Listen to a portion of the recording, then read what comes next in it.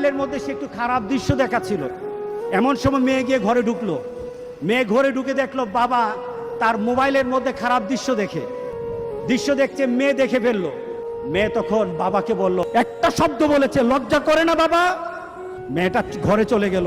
সেই বাবা যন্ত্রণায় ভুগতে আরম্ভ করলো, আরে আমার মেয়ে দেখে ফেললো, আমার মেয়ে কি কথাটা বলেছে, লজ্জা করে না বাবা?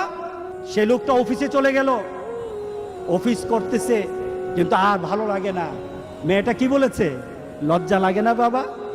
কিন্তু মেয়েটার যন্ত্রণায় সে হার্ট ফিল করলো। মেয়েটা এরপরে মারা গেল। বাবা যখন বাড়িতে ফিরে আসলো, বাবার মাথাটা নোয়া, লজ্জিত একটা মুখ।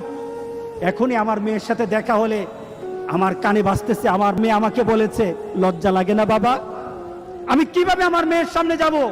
এই চিন্তা যখন করতেছে, এমন সময় দরজা খোলার সাথে সাথে একটা চিৎকার শুনলো। স্ত্রী চিৎকার বলতেছে, আমার মেয়েটা মারা গেছে। বাবার কানে তখন বাজতেছিল রাতের কথা, লজ্জা লাগে না বাবা? তার জানাজার ব্যবস্থা হলো।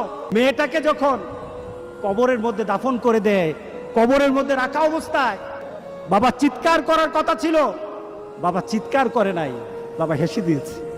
তাকে জিজ্ঞাসা করলো, তুমি হাসছো কেন?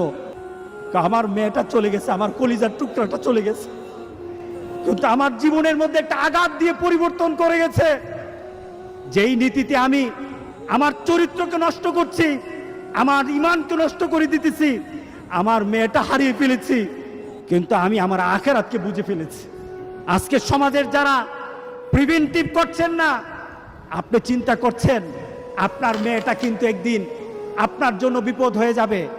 সুতরাং আমরা যদি হতে চাই ভালো একটা বাবা হবো, রাজি আছি সবাই?